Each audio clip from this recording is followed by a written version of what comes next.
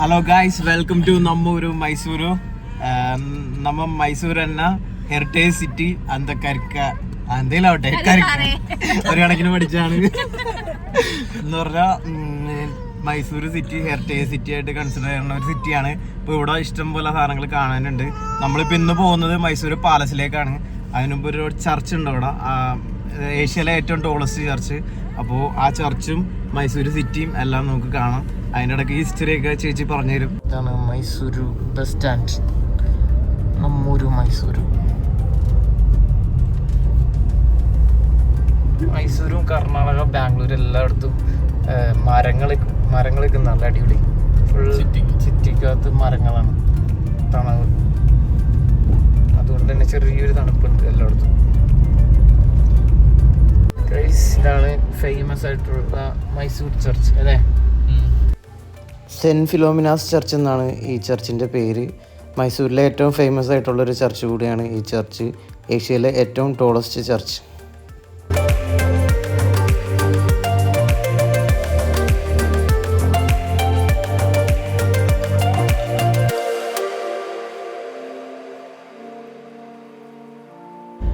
കിടിലം പള്ളിയാണ്ടോ മൈസൂർ ടൗണിൻ്റെ നടത്തിക്കണ ഏഷ്യയിലെ ടോളസ്റ്റ് ചർച്ചാണ്. ഇവിടെ കുറെ ഹിസ്റ്റോറിക്കൽ പ്ലേസസും കാര്യങ്ങളൊക്കെ ഉണ്ട് മൈസൂർ. ടിപ്പു സുൽത്താൻ്റെ സ്ഥലമല്ലേ മറ്റേ പാലസ്? ടിപ്പു സുൽത്താന്റെ മൈസൂർ പാലസിന്റെ കഥ എന്ന് പറഞ്ഞാൽ ആദ്യം 1500-ലാണ് മൈസൂർ പാലസ് ഉണ്ടാകുന്നത്. പക്ഷെ ടിപ്പു സുൽത്താൻ വന്നിട്ട് വേറെ ഇത് എന്താ നസർബാദിന് വേണ്ടി വഴി ഉണ്ടാക്കാൻ വേണ്ടിയിട്ട് ആ മൊത്തം പാലസിനെ ഡെമോളിഷ് ചെയ്തിട്ട് ഇപ്പോൾ ഉള്ള പാലസ് കെട്ടിയതാ. ഇപ്പോൾ ഉള്ള പാലസ് എത്രയാ? 1800-ല് ബിൽഡായ പാലസാണ്. സോ പക്ഷെ ആദ്യമുള്ള പാലസ് ഇതിനേക്കാളും ബ്യൂട്ടിഫുൾ ആയിരുന്നു എന്ന് പറഞ്ഞത്. ഇത് യുദ്ധത്തിന്റെ അല്ല, മൈസൂർ പാലസ്. സോ ആ സമയത്താണ് ഈ പാലസ് ഒത്തിരി ഡെമോളിഷ് ആയി പോയി. അതിനുശേഷമുള്ള പാലസ് ഇത് തന്നെ ഇത്ര ബ്യൂട്ടിഫുൾ ആണ്. ഫുള്ള് ഗോൾഡിന്റെ ഒക്കെ. നമ്മൾ അവിടെ പോകുമ്പോൾ ഒന്നും കൂടെ കുറച്ച് ഡീറ്റെയിൽ ആയിട്ട് ഞാൻ പറഞ്ഞുതരാം. ഗൈസ്, അങ്ങനെ ഞങ്ങൾ മൈസൂർ ചർച്ചിലെത്തി. ഏഷ്യയിലെ ഏറ്റവും ടോളസ്റ്റ് ചർച്ച് എന്നാണ് ഇതിനെ പറയുന്നത്. കണ്ടെന്ന് വിശ്വസിക്കുന്നു.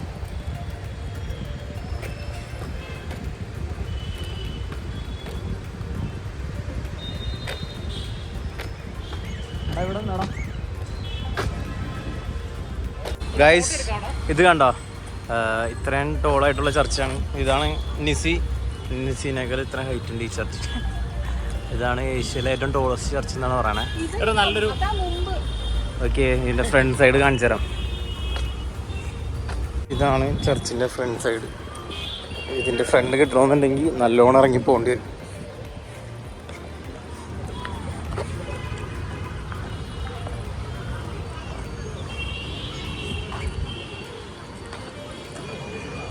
ഒരു 1 കിലോമീറ്റർ അപ്പുറത്ത് നിന്നിട്ടാണ് ഇതിൻ്റെ ഫുള്ളായിട്ടുള്ള സംഭവം എടുക്കാൻ പറ്റണത്. അത് വൈഡ് ആംഗിൾ അടിപൊളിയാണ് കേട്ടോ. ആർട്ട് സംഭവങ്ങളൊക്കെ.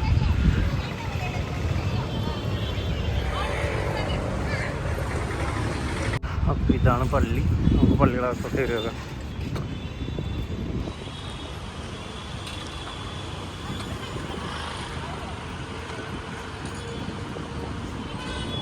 പള്ളിയുടെ അകത്ത് വീഡിയോഗ്രാഫി അലൗഡ് അല്ല, ഫോട്ടോഗ്രാഫി. പക്ഷേ എടുത്തതിന് ശേഷമാണ് ഞങ്ങൾ ബോർഡ് കണ്ടത്. അതുകൊണ്ടാണ് ഇതിനകത്ത് ഇൻക്ലൂഡ് ചെയ്യണത്. പള്ളിക്ക് അടിപൊളിയുണ്ടോ? പള്ളിയിലോ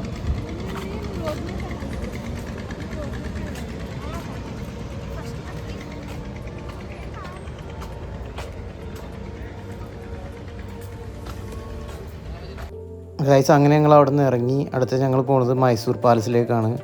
ഈ നേരെ കാണുന്നത് മൈസൂർ പാലസിൻ്റെ ഒരു സൈഡ് ഭാഗമാണ്.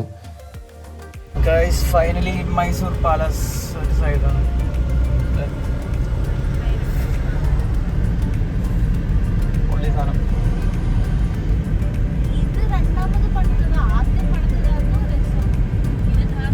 ഗൈസ്, അങ്ങനെ പാലസിൻ്റെ എൻട്രി എത്തി.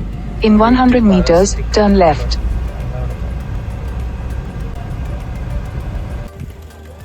ഗൈസ്, അങ്ങനെ മൈസൂർ പാലസിൻ്റെ എൻട്രൻസിലേക്ക്. ഞാനല്ല, നീയല്ലേ? നോക്ക്, ചെയ്താൽ നോക്ക്. എനിക്കറിയില്ല. ഈ മതിലൊക്കെ കണ്ടല്ലേ, മതിലൊക്കെ കണ്ട. മൈസൂർ നഗരത്തിനൊരു പഴയ പേരുണ്ടായിരുന്നു, അത് മൈസൂര നഗര എന്നായിരുന്നു. കൊട്ടാരങ്ങളുടെ നാട് എന്നറിയപ്പെടുന്ന മൈസൂരിലെ ഏറ്റവും അതിമനോഹരമായ കൊട്ടാരം ഈ മൈസൂർ പാലസ് തന്നെയാണ്. ഇതിന് അംബാവിലാസ് എന്നുള്ളൊരു പേര് കൂടെ ഉണ്ട്. ഗൈസ്, ഇതാണ് മൈസൂരു പാലസ്.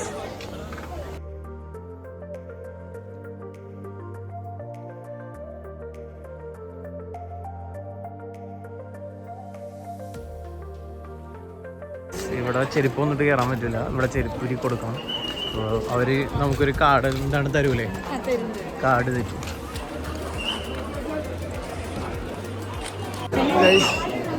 വേണ്ട വേണ്ട, അത് കൊടുക്കണ്ട ഗൈസ്. ഇവിടെ ചെരുപ്പ് കൊടുക്കാൻ ഭയങ്കര ബുദ്ധിമുട്ടാണോ, ഭയങ്കര തിരക്കാണ്. ചെരുപ്പ് കൊടുക്കണം, അവർ നമുക്കൊരു കവറൊക്കെ തരും. 2 രൂപയാണ് ഒരു പെയർ ചെരുപ്പിന്. ചെരുപ്പ് കൊടുത്തിട്ട് വേണം കയറാൻ. ഇതാണ് കൊട്ടാരത്തിനകത്തേക്കുള്ള എൻട്രൻസ്. അംബാവിലാസ് എന്നറിയപ്പെടാനൊരു കാരണമുണ്ട് ഈ കൊട്ടാരത്തിന്. വോഡയാർ രാജവംശത്തിൻ്റെ ഔദ്യോഗിക വസതിയായിരുന്നു ഈ കൊട്ടാരം. ഏകദേശം 14-ാം നൂറ്റാണ്ടിലായിരുന്നു ആദ്യം മൈസൂർ കൊട്ടാരം സ്ഥാപിച്ചത്. ഇപ്പോൾ കാണുന്ന ഈ കൊട്ടാരമല്ലായിരുന്നു അത്, മുഴുവനും തടിയിൽ നിർമ്മിച്ച ഒരു കൊട്ടാരമായിരുന്നു അത്. പിന്നെ നിരവധി തവണ നവീകരണ പ്രവർത്തനങ്ങളെല്ലാം ഇവിടെ നടത്തിയിരുന്നു. ഇന്ന് കാണുന്ന ഈ കൊട്ടാരത്തിനേക്കാളും വളരെ മനോഹരമായ കൊട്ടാരമായിരുന്നു ആദ്യത്തേതെന്നാണ് എല്ലാവരും പറയപ്പെടുന്നത്. ഇന്ത്യ മഹാരാജ്യത്ത് ഏറ്റവും കൂടുതൽ കാലം നാട് ഭരിച്ചുകൊണ്ടിരുന്ന രാജവംശമായിരുന്നു വോഡയാർ രാജവംശം. ഏകദേശം 400 വർഷക്കാലം അവർ മൈസൂർ ഭരിച്ചിരുന്നു. ഏകദേശം ഇന്ത്യക്ക് സ്വാതന്ത്ര്യം ലഭിക്കുന്നതുവരെ അവർ മൈസൂർ ഭരിച്ചിരുന്നു. ഒരു കാലത്ത് കർണാടക സംസ്ഥാനം അറിയപ്പെട്ടിരുന്നത് തന്നെ മൈസൂർ എന്ന പേരിലായിരുന്നു. കർണാടകയുടെ സംസ്ഥാന ഉത്സവമായ ദസറ നിലവിൽ വന്നത് ഈ കൊട്ടാരത്തെ ബന്ധപ്പെടുത്തിയാണ്. അത് 1610-ലാണ് നിലവിൽ വന്നത്. ദസറ എന്നാൽ തിന്മയുടെ മേൽ നന്മ ആധിപത്യം സ്ഥാപിച്ച് വിജയം കൈവരിച്ച ഒരു ഉത്സവമായിട്ടാണ് ഇവർ കണക്കാക്കുന്നത്. ദസറ ഉത്സവത്തിൻ്റെ 9-ാം നാൾ ആയിരക്കണക്കിന് ജനങ്ങളാണ് ഈ കൊട്ടാരത്തിന് മുമ്പിലേക്ക് തടിച്ചുകൂടി വരുന്നത്. ഇവിടുത്തെ ഏറ്റവും വലിയൊരു ഉത്സവം തന്നെയാണ് ഈ ദസറ ഉത്സവം.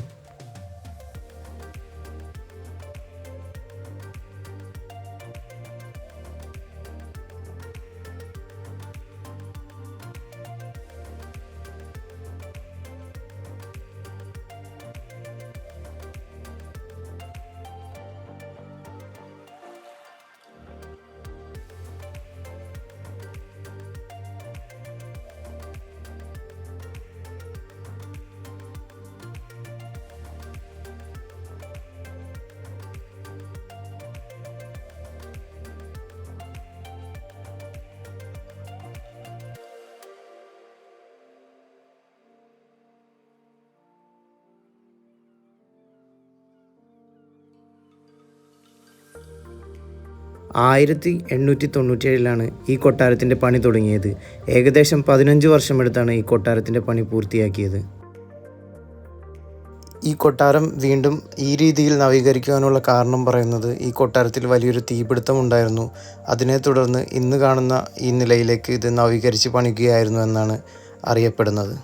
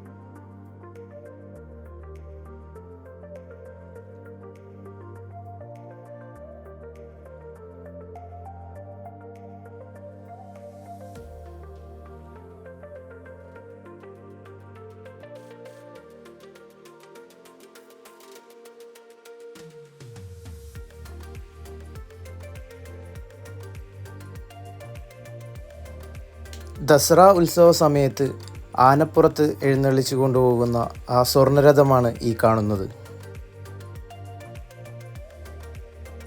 1799 വെറും 5 വയസ്സ് മാത്രം പ്രായമുള്ളപ്പോൾ രാജാവായ കൃഷ്ണരാജ വോഡയാറുടെ സ്റ്റാച്ചു ആണ് ഇത്.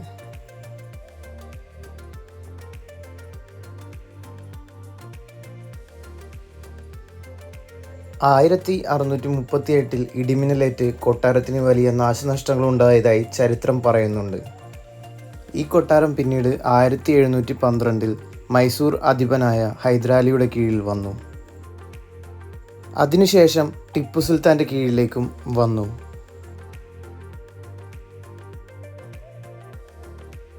ടിപ്പു സുൽത്താൻ്റെ കാലശേഷം British Indian governor general lord Mornington മൈസൂരിൻ്റെ ഭരണം വാഡയാർ കുടുംബത്തെ ഏൽപ്പിക്കുവാൻ തീരുമാനിച്ചു.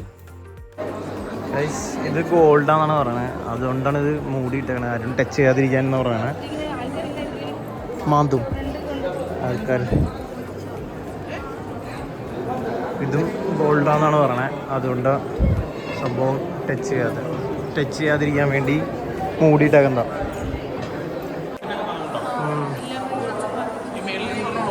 അരിയും വെള്ളക ഗോൾഡാന്ന് പറയുന്നത്. അങ്ങനെ ടിപ്പു സുൽത്താൻ്റെ കാലശേഷം ബ്രിട്ടീഷ് ഇന്ത്യൻ ഗവർണർ ജനറൽ മൈസൂരിൻ്റെ ഭരണം വാഡയാർ കുടുംബത്തെ ഏൽപ്പിക്കുവാൻ തീരുമാനിച്ചു.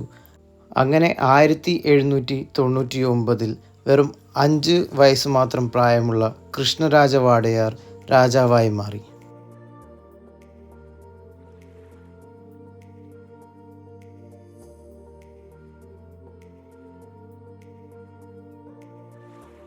മൂന്ന് നിലകളുള്ള ഈ കൊട്ടാരത്തിൽ ഏകദേശം 12 ക്ഷേത്രങ്ങളുണ്ടെന്നാണ് പറയപ്പെടുന്നത്. അതുപോലെ തന്നെ കൊട്ടാരത്തിൻ്റെ ഭിത്തികളിലും പല ഭാഗങ്ങളിലും സ്വർണം കൊണ്ട് പണിതതായി നമുക്ക് കാണുവാൻ സാധിക്കും. നിരവധി അമൂല്യ വസ്തുക്കളും ഈ കൊട്ടാരത്തിൽ ഇപ്പോഴും സൂക്ഷിച്ചിട്ടുണ്ട്. ഹലോ ഗൈസ്, അപ്പോൾ ഇതാണ് നമ്മുടെ മൈസൂർ മ്യൂസിയത്തിൻ്റെ ഫ്രണ്ട് വശം.